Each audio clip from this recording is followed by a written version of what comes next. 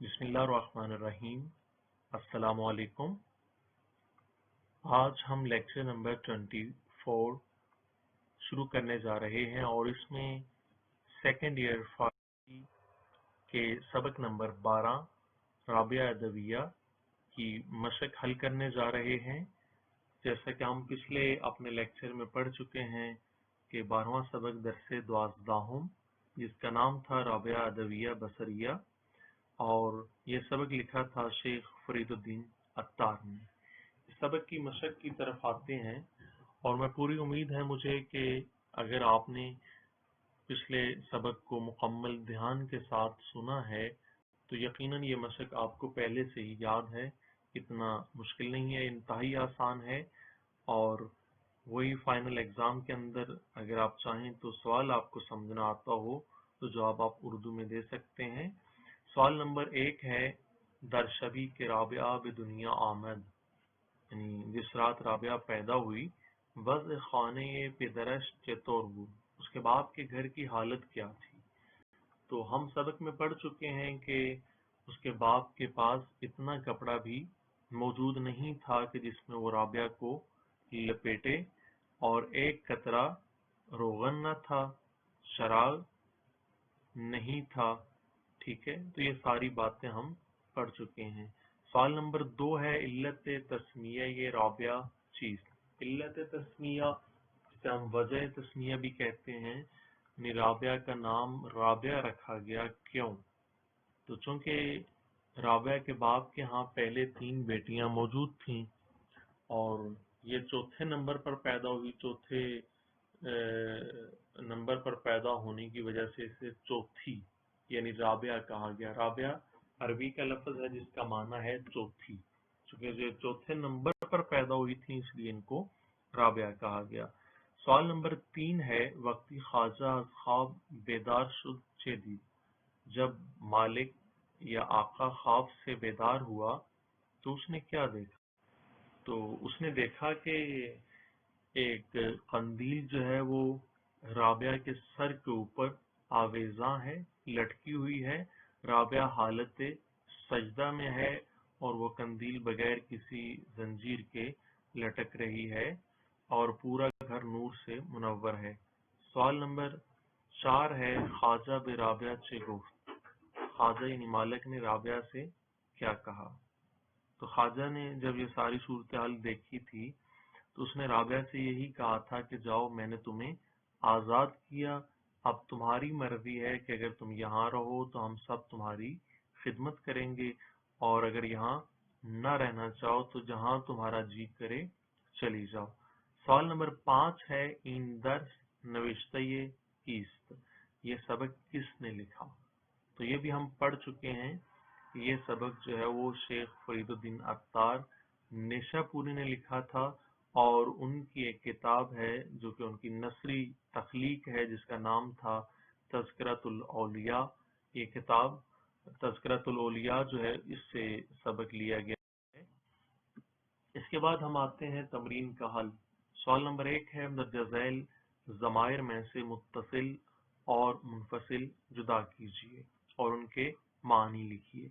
यानी जो नीचे अल्फाज दिए गए हैं इनमें कहाँ कहाँ ज़मीर मुत्तसिल इस्तेमाल हुई है और कहाँ मुनफसिल इस्तेमाल हुई है। मुत्तसिल का माना होता है मिली हुई होना और मुनफसिल का माना होता है फासले से आना, जुदा आना, अलग आना।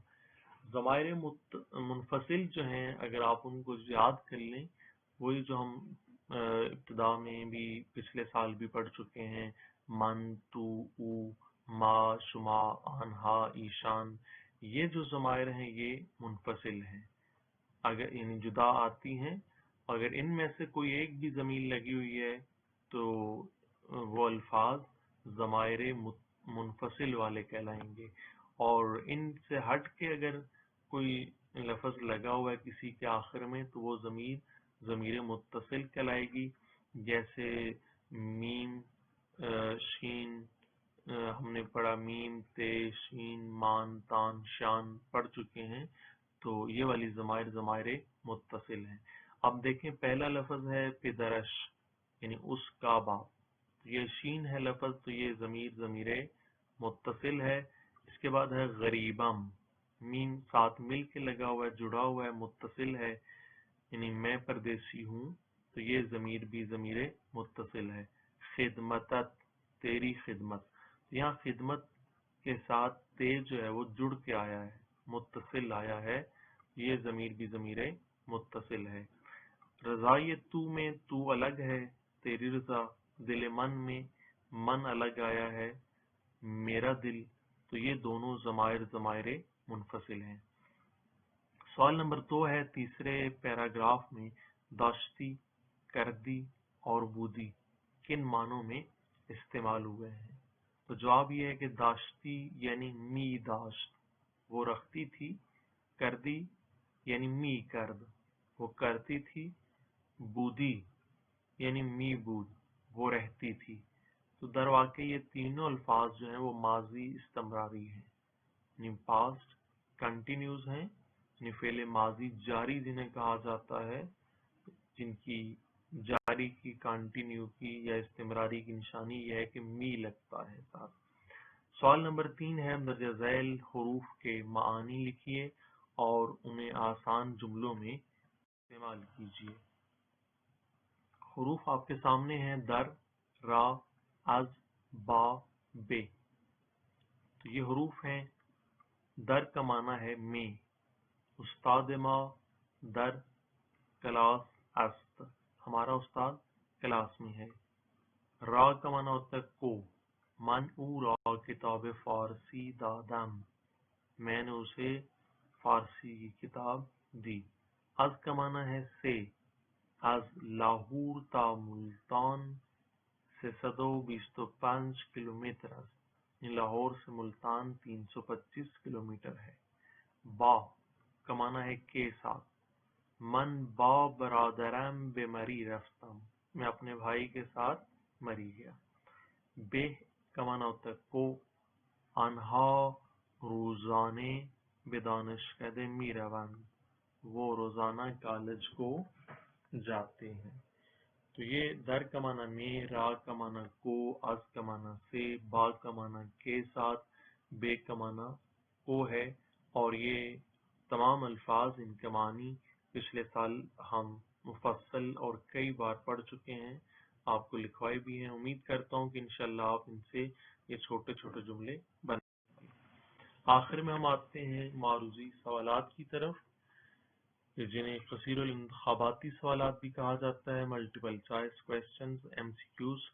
یعنی ہر سوال کے 4 ممکنہ جوابات دیے گئے ہیں، ان میں سے جو ایک جواب درست ہے اس کے اوپر آپ نے ٹک کا نشان لگانا ہے، اور فائنل اپنے ایگزام میں جو آپ کو آنسر شیٹ ملتی ہے اس میں 4 دائرے ہوتے ہیں، ایک دائرہ آپ نے فل کرنا ہوتا ہے. سوال نمبر 1 ہے شیخ فرید الدین عطار کا سال پیدائش کیا ہے؟ تو شیخ فرید الدین عطار کا سال پیدائش کیا ہے، یہ ہم جب سبق پچھلا پڑھ رہے تھے تو اس میں ہم نے مکمل وضاحت کے ساتھ اسے پڑھا تھا.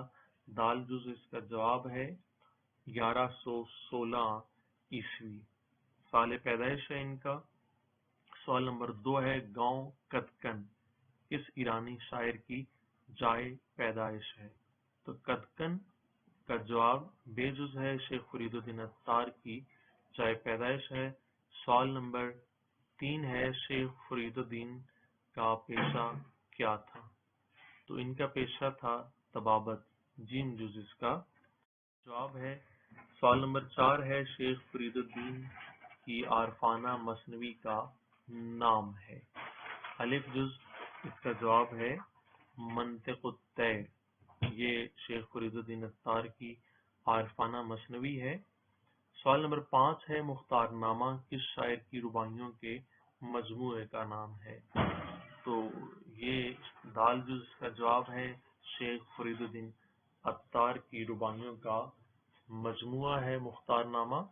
اور یہ ہم پچھلے لیسن کے اندر پڑھ چکے ہیں لیکچر میں کہ فارسی کے یہ پہلے شاعر ہیں کہ جنہوں نے اپنی رباعیوں کا الگ مجموعہ، پہلا مجموعہ جو ہے وہ تشکیل دیا جس کا نام تھا مختار نامہ. اس میں تمام رباعیاں اکٹھی کی گئیں اور اس کے علاوہ ہم نے یہ بھی پڑھا تھا کہ انہوں نے غزل کے اوپر یا باقی مثنوی کے اوپر بھی کام کیا ہے. تو امید کرتا ہوں انشاءاللہ مشق کے اندر وہ حصے یا وہ سوالات جو کہ نسبتاً تھوڑے سے مشکل ہیں، آپ انہیں اپنی کاپی پر باقاعدہ لکھ کے پریکٹس کریں گے اور اسے یاد کریں گے. دعا گو ہوں کہ اللہ رب العزت آپ کو محنت کی توفیق دے اور آپ زیادہ سے زیادہ محنت کریں، اچھے سے اچھے نمبر حاصل کریں، زیادہ سے زیادہ سیکھیں. اللہ حافظ، فی امان اللہ.